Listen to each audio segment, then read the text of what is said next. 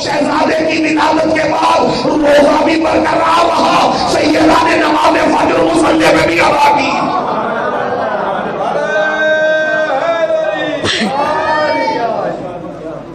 اور جلال الدین سیوطی اہل سنت کا بہت بڑا عالم اور بہت بڑا مفسر، وہ یہ جملہ لکھتا ہے کہ امام حسن مجتبیٰ کون ہے کہ جب دنیا میں تشریف لاتے ہیں گہوارے میں لیٹ کر لوح محفوظ کا مطالعہ کیا کرتے تھے۔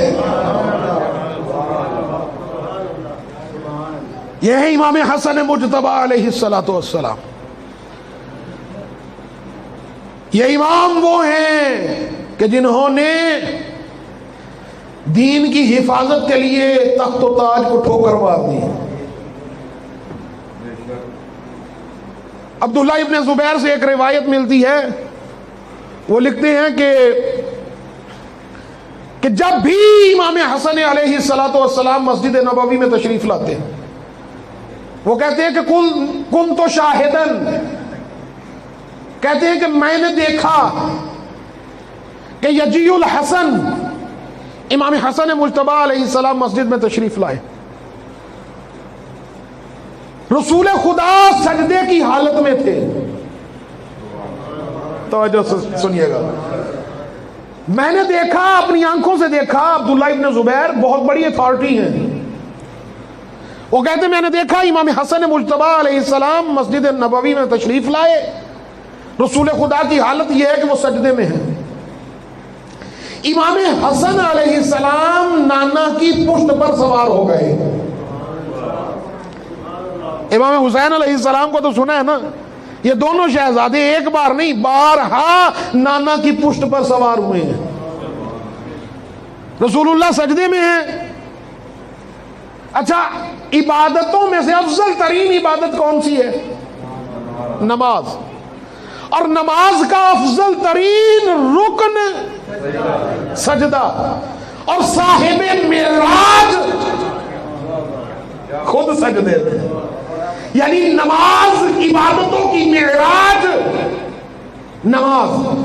نماز کی معراج سجدہ، اور خود صاحب معراج سجدے میں۔ یجیء الحسن، امام حسن علیہ السلام آئے اور آ کر نانا کی پشت پر سوار ہو گئے۔ عبداللہ ابن زبیر کہتے ہیں کہ خود جب تک امام حسن مجتبیٰ علیہ السلام پشت رسول سے خود نہیں اترے، رسول نے نہیں اتارا۔ جب تک امام حسن مجتبیٰ علیہ السلام رسالت مآب صلی اللہ علیہ وآلہ وسلم کی پشت مبارک سے خود اپنی مرضی سے نہیں اترے، نیچے نہیں آئے، رسول نے حسن کو اپنی پشت سے نیچے نہیں اتارا۔ عزیزان گرامی قدر، اب بتائیے آج کا نانا اگر نماز پڑھ رہا ہو اور وہ حالت سجدہ میں ہو اور اس کا نوازہ چلتا ہوا مسجد میں آ کر اس کی پشت پر بیٹھ جائے تو شریعت کیا کہتی ہے کہ نانا پر واجب ہے کہ نوازے کو پشت سے اتار دے؟ یعنی کیوں؟ اس لیے کہ غیر اللہ کا خیال ذہن میں آ جائے گا، تو جہاں غیر اللہ کا خیال ذہن میں آئے وہاں نماز باطل ہو جاتی ہے، تو جہاں حسن اور حسین پشت رسول پر آ جائے وہاں انہیں اتارنے سے نماز باطل ہو جاتی ہے۔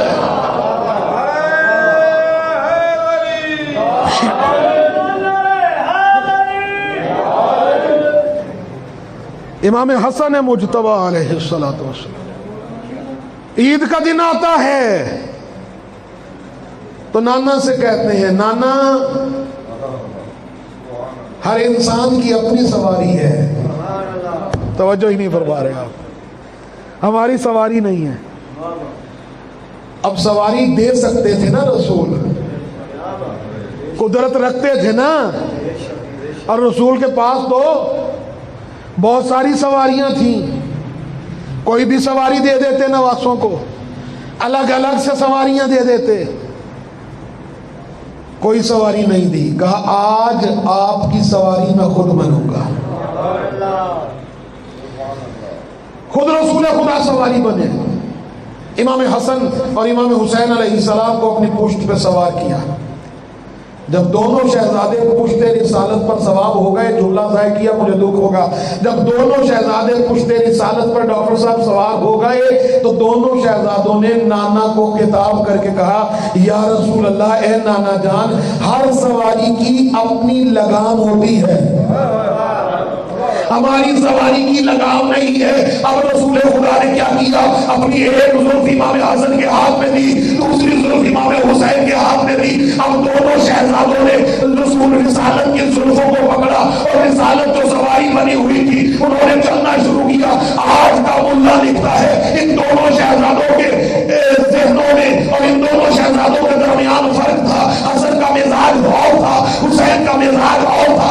رسول نے سواری بن کر اپنی زلفوں کو ان دونوں شہزادوں کے ہاتھوں میں دے کر دنیا کو بتایا، دیکھو اگر تو یہ دوسری طرف ایک طرف حسن موڑے دوسری طرف حسین موڑے پھر تو ان کے مزاج میں فرق ہے، اگر یہ اس ایک ہی طرف مجھے موڑے تو سمجھنا ان کے مزاج میں کوئی فرق نہیں ہے۔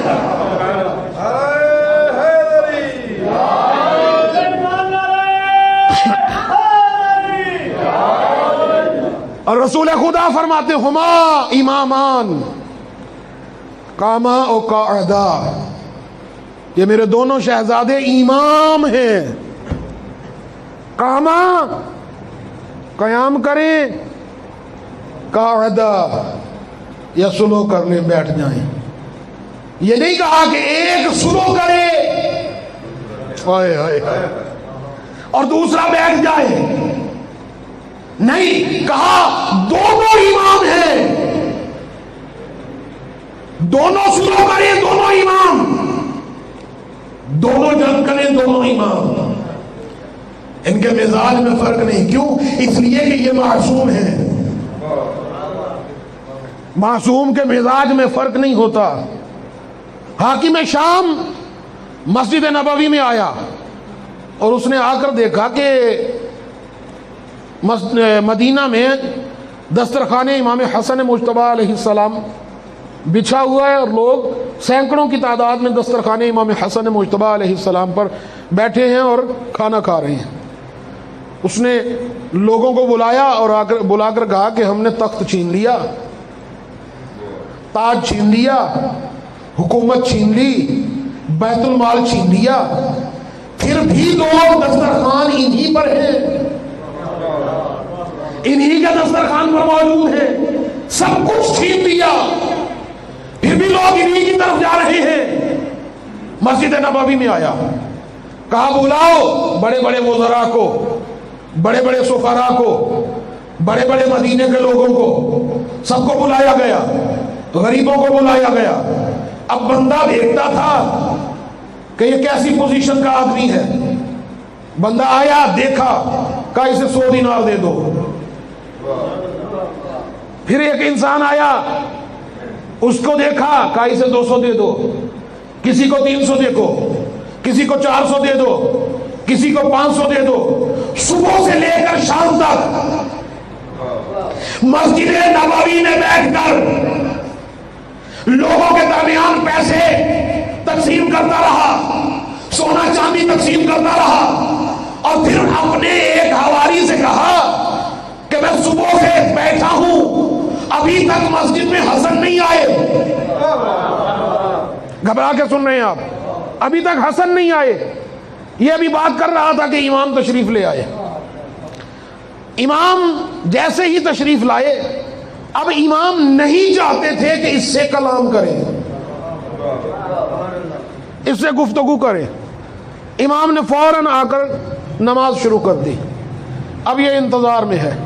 جیسے ہی امام نے نماز شروع کی، اچھا اس کی ماں سے اہل بیت کو بڑی نفرت تھی، ہندا سے اہل بیت کو، جس نے جناب حمزہ کا، سید الشہداء کا کلیجہ چبایا تھا، بڑی نفرت تھی۔ وہ اس کی ماں کا نام سننا پسند نہیں کرتے تھے، اہل بیت اطہار علیہ الصلوۃ والسلام۔ جیسے امام نے نماز مکمل کی تو اس نے کہا کہ اے حسن ابن علی، آپ سب سے آخر میں اس لیے آئے ہیں کہ آپ سوچ رہے ہوں گے کہ میں صبح سے لے کر اب تک مدینہ والوں میں سونا چاندی تقسیم کر رہا تھا، مال تقسیم کر رہا تھا. آپ کے سب سے آخر میں آنے کی وجہ یہ ہے کہ آپ مجھے ذلیل کرنا چاہتے تھے. آپ سب سے آخر میں اس لیے آئے ہیں کہ میں صبح سے لے کر اب تک مال تقسیم کر رہا ہوں، میرے پاس مال ختم ہو جائے گا.